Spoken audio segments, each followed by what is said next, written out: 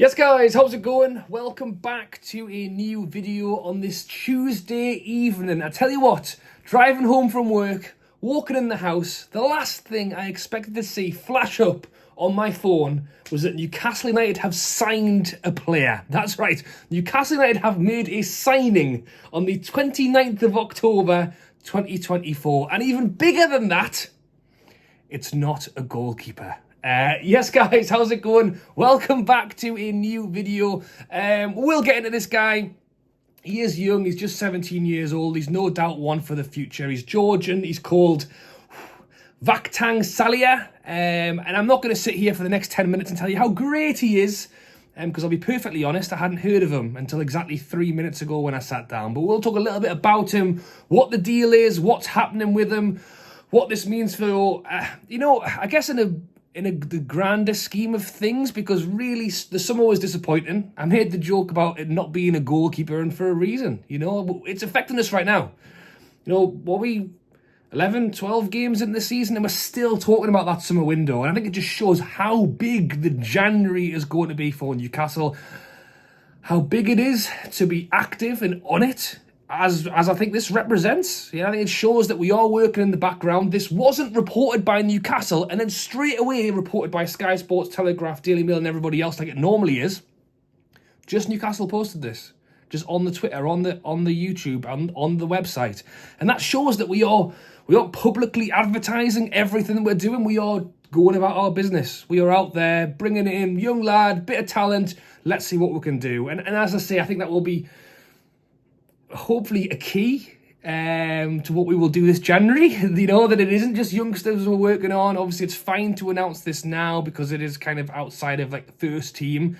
We wouldn't necessarily be so gung-ho with regard to what we're doing for the January window. And it also talks about PSR. For the long-term future of the club. Newcastle are struggling, or reportedly struggling with PSR and money. What can you do? Bring in youngsters who will be class in 3 years' time.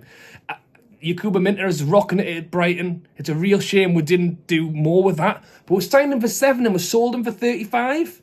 Not that I'm saying we want to sell this lad. I only just found out that we bought him 3 minutes ago. So I would like to hope that he can go on and be a Geordie legend. But the point still stands. And also a little bit on the PIF themselves. Because if you didn't see this, Big Yas, the PIF chairman, did a stand-up interview, I think literally today or yesterday, talking about PIF investment, talking about international investment, which includes Newcastle, and the fact they actually want to tone down the amount of international spend, which doesn't sound great, but I don't think it will be as big a thing for Newcastle, as I say. So, who have we signed? We have signed the 17-year-old, highly rated Georgian forward. Big question, can he play on the right wing? Vakhtang Salia from Dynamo Tbilisi. He will officially join the club on his 18th birthday, which is in August next year. And he will remain on loan to Dynamo in the meantime. So Newcastle have put welcome to Newcastle United. I think it's probably very much the case. Well, I don't know because I'm not privy to it, but I would imagine it's an extremely long-term deal. It makes sense for Newcastle to obviously get him in at that young age of just 17 years old. And as I say, he's only just turned 17 2 months ago. We've got pretty much a full year before he actually comes to Newcastle United. Out in the Georgian league, which you have to say is not the most competitive, but clearly he's shown some promise, and that's why Newcastle United have gone for him. He's also made his debut for Georgia's under-17 national team as well.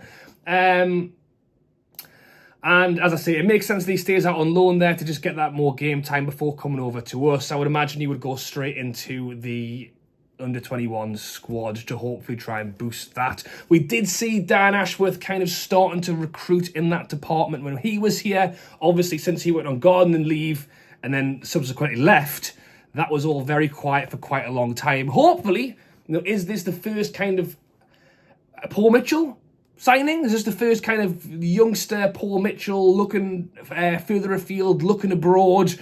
There was quite a lot of criticism of Newcastle through the summer windows. People saying that Newcastle didn't look further afield. It was obviously very much Mark Gahey. Interesting to see what happens with that in the January window.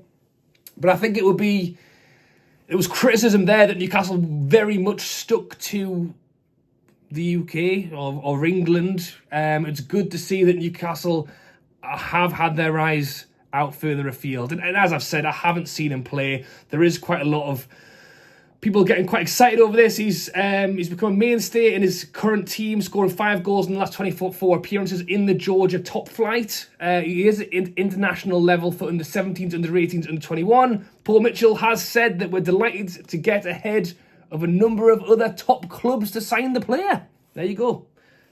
Scouting and recruiting emerging talent is an essential part of building a sustainable future. So that's kind of what, and particularly with the current PSR framework. So there you go. So the market is fiercely competitive. We continue to scout excessively, both domestically and overseas. You see, you think I would have read? I think I'd read this before I started. Paul Mitchell is letting people know how I'm not just sat down here in England. I am looking further afield, with a view to securing players who can come through our talent pathway and ideally become part of the first team in the future. Ideally. If not, sign them for possibly nothing, sell them for 50 million. Look at what some of the other big teams do. We look forward to working with Vakhtang and wish him every success in his remaining time before coming over to Newcastle. So there you go. Big up to Newcastle's new signing. Big up to Paul Mitchell for kind of getting something done. I would also possibly argue that this is the kind of signing that although no, I think since Newcastle have been taken over, especially when Amanda was here, I would argue that since Amanda has left, this kind of stuff has gone a little bit more quiet. I think Newcastle are quite keen to shout about the good stuff they're doing, and I think Amanda did that really, really well. I think it's probably because of the Dan Ashworth situation, because of everything going on, that had gone quiet. I was going to say, on Newcastle shouting about this because of the fact that people are frustrated with the summer window. What can we at least show them that we are on the ball and that we are working to get better at what was a failed summer window, really, and that we have signed someone who isn't a goalkeeper.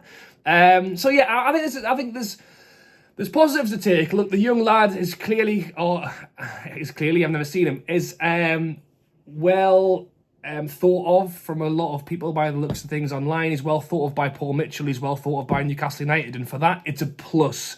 I think the other pluses for us are that it's clear that we are working in the background. I think it's clear that Paul Mitchell's got a bit of a point to prove. He specifically mentioned PSR in his comment, and he specifically mentioned that he is looking abroad for players, which were 2 huge criticisms of him in the summer. So even when we're just buying a 17-year-old, he's still keen to try and, I guess, prove himself to the fans and the club that what he's doing is that he is the right man for the job. I did mention about PIF and what they've said in the last few days with regard to investment.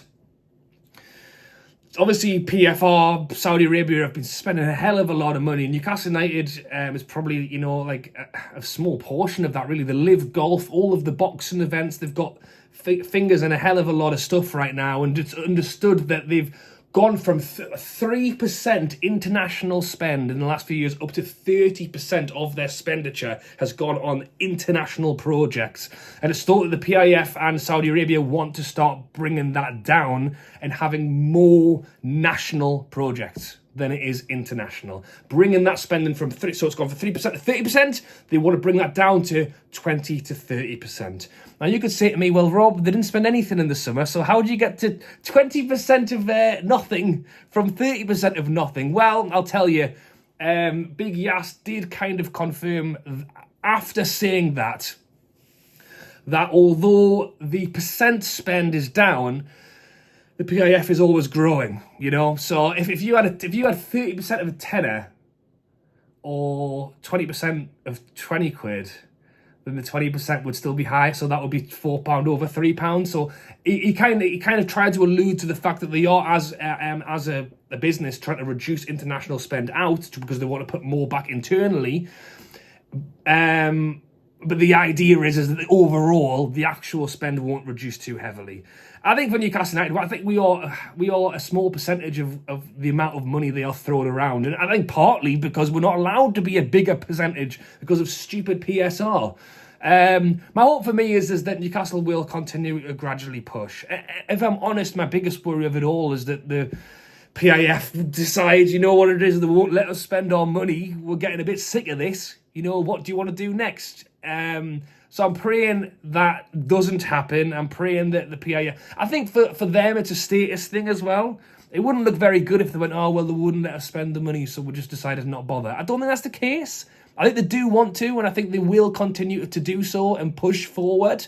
I just think with everything in the background going on, not necessarily PIF, but Amanda Staveley, Dan Ashworth, the summer window just had its flaws. So I'm hoping we can make up for that in the January. And I'm hoping this is a good signal of what we can expect coming into the January window as well. And in terms of PIF and spending, a big indicator will be the stadium.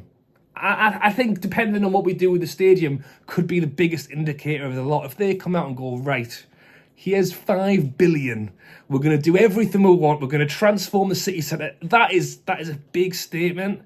I think if we come out on the 1st of January 2025 and they've decided they're going to stick an extra few seats on the Gallagher. Like, look, at one point that was what everybody wanted. I think perceptions have changed generally. And that isn't really what's kind of coming out from the club. So I don't think that will be.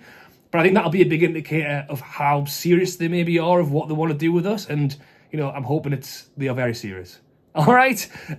We've gone from talking about a new 17-year-old youngster joining to 12 minutes later of me yabbing on. So let me know your thoughts down below on the player. If you are familiar with the highly rated Georgian forward, Vakhtang Salia, let me know down in the comments. If you're happy to see Newcastle getting to work on some business behind closed doors as well, drop a like on this video and subscribe if you haven't already. I will be at the Chelsea game tomorrow, the second Chelsea game of the last 4 days. Hopefully this will be a different result tomorrow than it was at the weekend. Thanks for watching, and I'll catch you later.